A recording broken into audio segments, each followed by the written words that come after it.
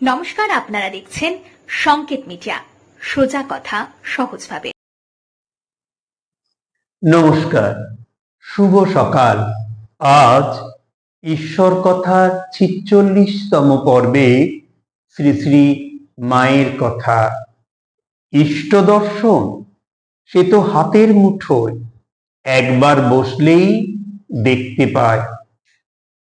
এর আগের দিনের পর্বে এতদূর অব্দি পড়েছিলাম মা বলেছেন। মা যখন বলেছেন নিশ্চয়ই উনি দেখতে পেতেন। সেই পথ কি মায়ের কাছে জেনে নি।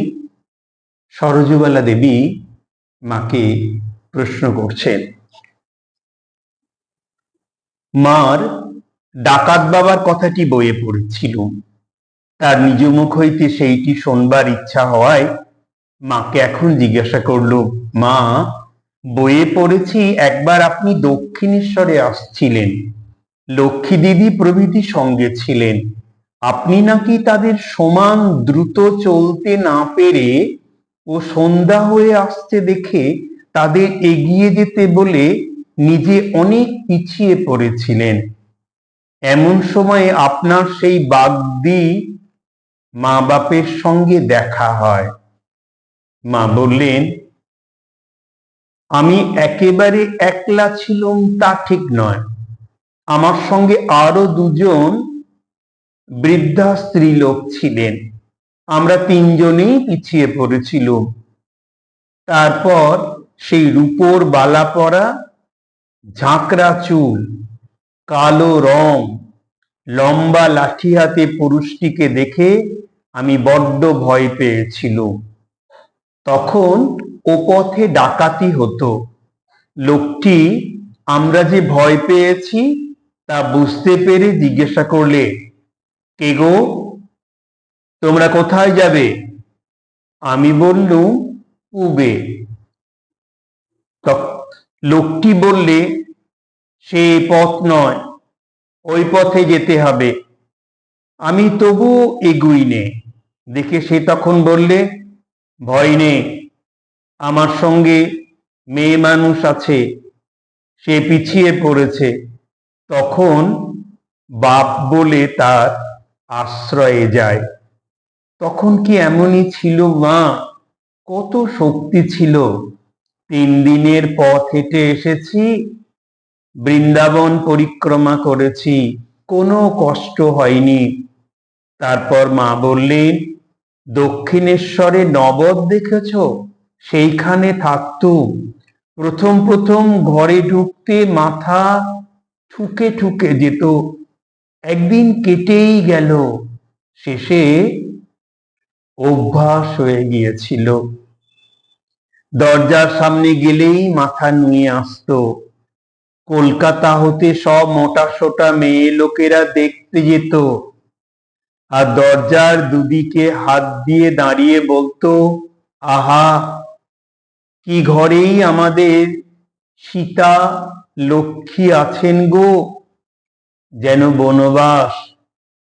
নলিনী ও মাকুকে লক্ষ্য করে, তোরা হলে কি একদিনও সেখানে থাকতে পারতিস? তারা বললে, না পিসিমা, তোমার সবই আলাদা। আমি বললুম, গুরুদাস বর্মনের বইয়ে পড়েছি শেষে নাকি আপনাকে একখানি ৮ চালা ঘর করে দিয়েছিল, এবং ঠাকুর একদিন সেই ঘরে গিয়ে খুব বৃষ্টি আরম্ভ হওয়ায় নিজের ঘরে আসতে পারেননি। মা বললেন, কই মা, কোথায় ৮ চালা? এমনি চালা ঘর, শরতের বইয়ে সব ঠিক ঠিক লিখেছে, মাস্টারের বইও বেশ, যেন ঠাকুরের কথাগুলি বসিয়ে দিয়েছে।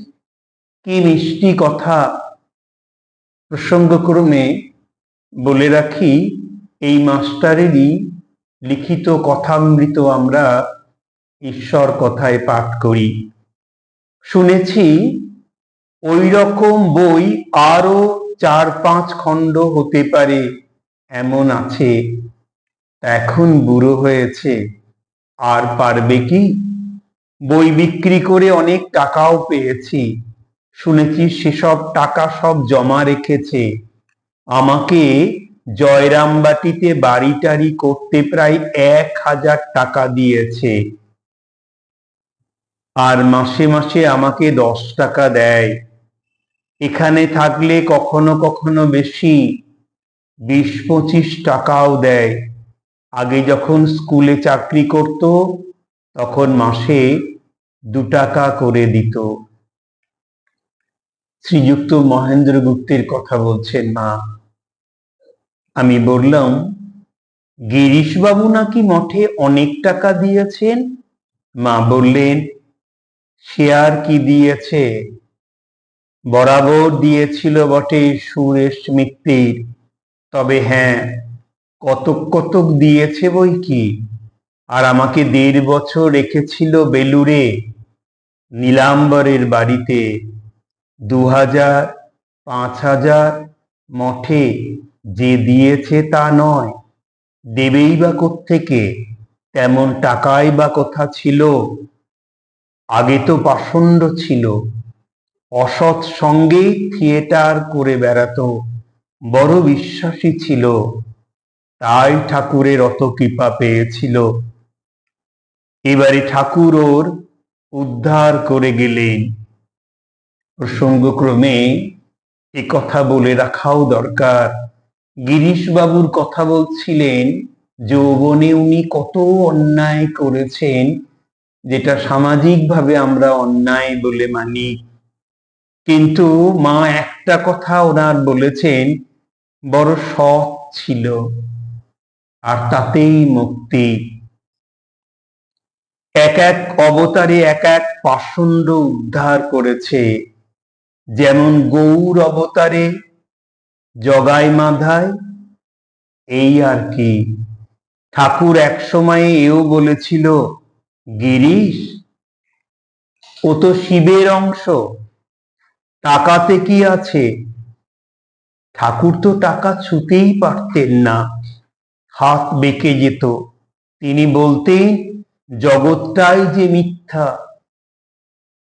ওরে রামলাল, যদি জানতুম জগৎটা সত্যি, তবে তোদের কামার পুকুরটায় সোনা দিয়ে মুড়ে দিয়ে যেতুম। জানি ওসব কিছু না, ভগবানই সত্যি।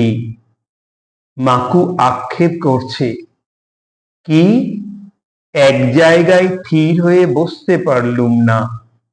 মা বললে, স্থির কি গো, যেখানে থাকবি সেখানেই স্থির। স্বামীর কাছে গিয়ে স্থির হবি ভাবছিস, সে কি করে হবে? তার অল্প মাইনে চলবে কি করে? তুই তো বাপের বাড়িতেই রয়েছিস, বাপের বাড়ি লোকে থাকে না। এই দেখ না, এ রয়েছে নিজের সংসার ছেড়ে, তোরা এতটুকু ত্যাগ করতে পারিস নে। দেখ না, একে কি শান্ত মূর্তি, আর আমি আছি বলে আছে, আর তোরা থাকতে পারিস নে। আমি বললুম, থাক না মা, ঠাকুরের কথা আর একটু বলুন। মা বললেন, বইয়ে যে লেখে সব ঠিক হয় না। আমাকে যে ঠাকুর ষোড়শী পূজা করেছিলেন, সে কথা রামের বইয়ে যা লিখেছে তা ঠিক হয়নি। তাহলে কোন বইয়ে ঠিক লেখা আছে? এ কথা আগামী কোনো প্রসঙ্গে পড়ব। আজ এই পর্যন্তই। মায়ের আশীর্বাদী হাত আপনাদের মাথায় পড়ুক। খুব ভালো থাকুন। আগামী ঈশ্বর কথায় 47তম পর্বে শ্রী শ্রী রামকৃষ্ণ কথামৃত পাঠ। নমস্কার। Subscribe our channel. Press the bell icon.